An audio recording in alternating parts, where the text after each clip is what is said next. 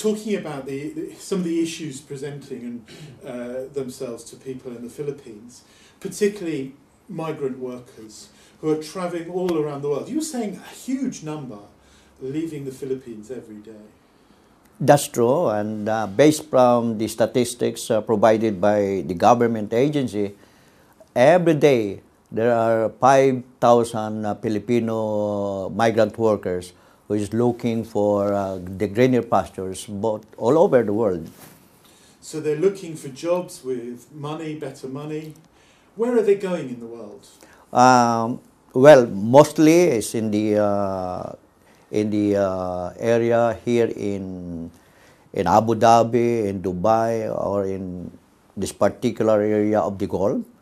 And one of my true experience is my daughter, who has not find a single job in the Philippines, so she thought of joining her husband to look for a job in Abu Dhabi.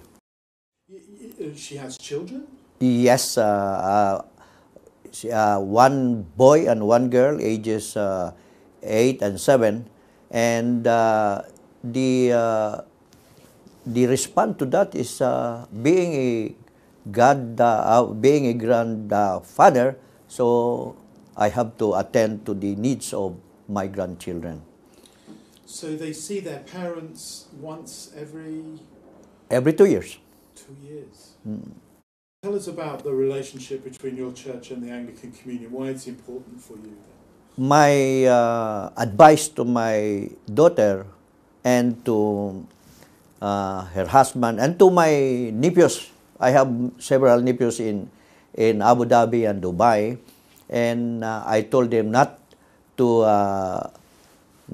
lose faith and to continue to practice their spiritual life. And since there is no IFI church in these particular countries, I asked them to look for the Anglican Church, so that and introduce themselves that I am from the Iglesia Filipina Independiente. And these connections is a very important connections because of the communion that has been ongoing between the Church of England, the IFI, and that makes a blessing to those who would like to practice their faith even outside the country. And as a church, you are also standing for justice. So what does this mean for you as a church? What does the globalization, what does it all mean for you as a church? What are you doing? The Iglesia Filipina Independiente is a very strong advocate of social justice. And whenever our people is being confronted with these particular issues of illegal human trafficking, unemployment, and other human rights abuses, the Iglesia Filipina Independiente speaks very, very strong of condemning all these evils of society. As a matter of fact, one of the problems that confronts the church, my church, is that when we are a very strong advocates of these social issues, particularly on human rights violations, and we participate on condemning some projects or issues like illegal logging, illegal mining, and other social evils, we are being branded as enemy of the states.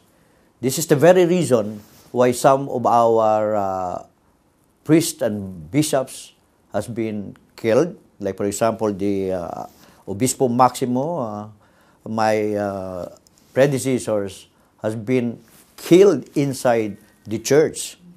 This is very tragic, and there was the news that the case is solved, meaning the false guys that has been identified as the culprit has been the culprit, and they have been released because the church is no longer interested with the case. The other one is our priest, one of our priests, whose intention is to assess the striking peasants of this Hacienda Luisita that is the property of the president family, has been also killed while on his way to celebrate the Holy Eucharist in one of his chapels. So we in the Anglican Communion, those of us who are in full communion with your church, we are in full communion with a church that is being persecuted for standing for the poor and standing for justice. What can we do for you? One that was very striking as a response of the wider Anglican Communion is the church stood in terms of also condemning the brutal slaying of our leaders. We are very happy to receive a strong letter from the Archbishop condemning this kind of the killing, and also the different issues that confronts the Filipino people in the Philippines. Thank you. I find it also interesting at this time in relation to migration and globalization. For instance, in the Bible, you have there the Exodus from Egypt to the Promised Land, and it took them like 40 years to journey from the progressive and bountiful Egypt.